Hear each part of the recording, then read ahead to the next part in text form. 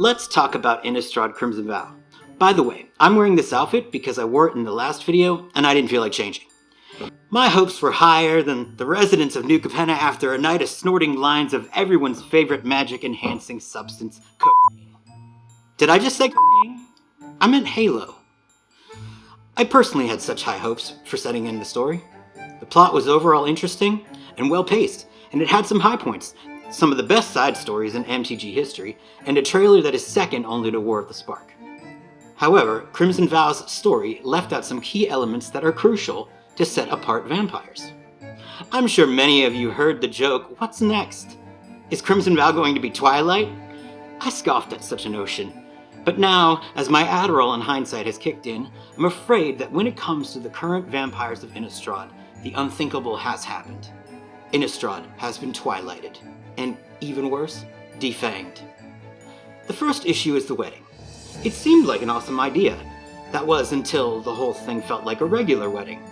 Fancy invites, joyful guests, color coordination, and even horrific floral arrangements, aka blood petals. Let's start with blood petals. First question, what are they? They're everywhere. Most vampire cards feature them prominently. They even have celebrants dispensing them. Never mind that celebrants need to know what they are celebrating, the truly unnerving part is that it looks just like regular rose petals. And there are so many that it makes American Beauty look restrained in comparison. Only it worked in American Beauty, which, f*** you Kevin Spacey for ruining one of my favorite films. But back to the blood petals. It's neutered the vampire mythology much like Twilight did when it revealed that vampires sparkled in daylight. And speaking of daylight, it's as ubiquitous as the blood petals. Does anyone else wonder why Olivia Voldaren has decided to hold her wedding at what appears to be high noon? Look at how the daylight seems to flood every castle window. Even if you forget that it should be eternal night outside, the daylight, in addition to the petals, makes the vampires infinitely less frightening than they should be. Side note, why are the slivers of daylight in the sky present throughout many of Innistrad's cards never explained? Is it Emrakul? Is it the ancient Ferris wheel that everyone is so keen at hanging out on? These are questions that deserve answers.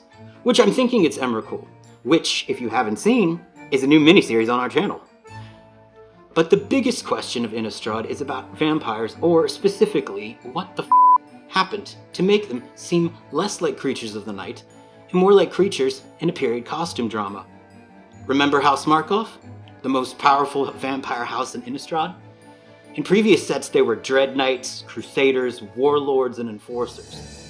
Now they've been replaced with Waltzers and Purifiers. They went from beheading enemies and terrifying villagers with horrific violence to waltzing. Look, I know Emrakul messed a lot of stuff up, but this is bizarre even for her.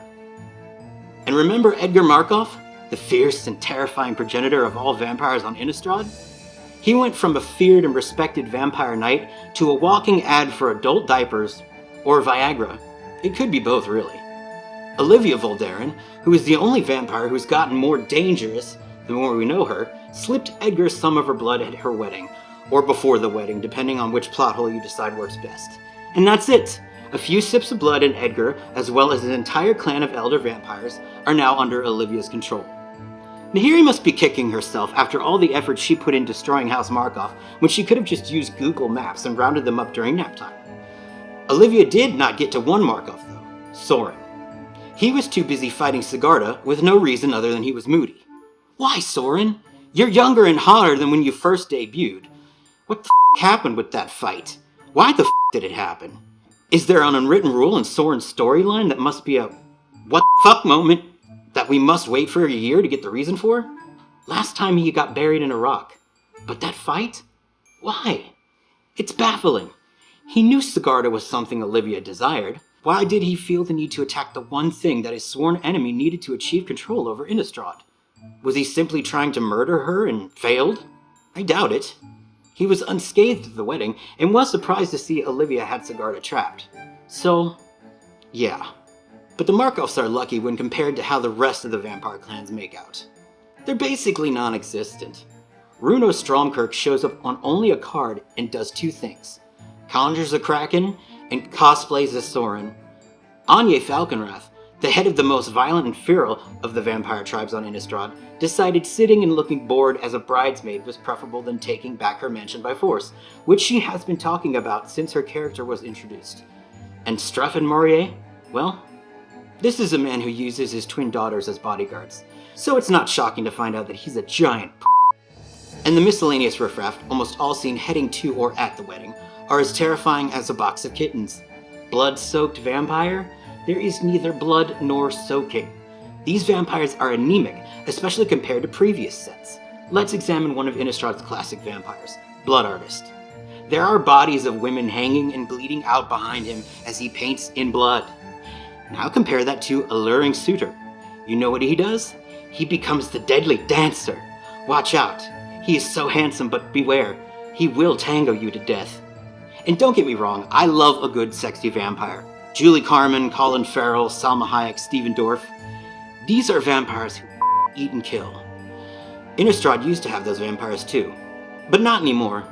They might as well just start glittering in the daylight and practicing abstinence. Crimson Vow has left the vampire's future in Magic the Gathering in a place that is ironically truly frightening, and also has me worried for the upcoming return of the Phyrexians. Is the new normal a PG-13 let's not scare anyone too bad nonsense instead of a hard R violence that made Innistrad so legendary? I hope not. But until then, the vampires of Innistrad are left in a place that is both uninteresting and unfrightening and confusing. But what do you think? Let me know in the comments. And have a good twilight. I mean evening. Ta-ta!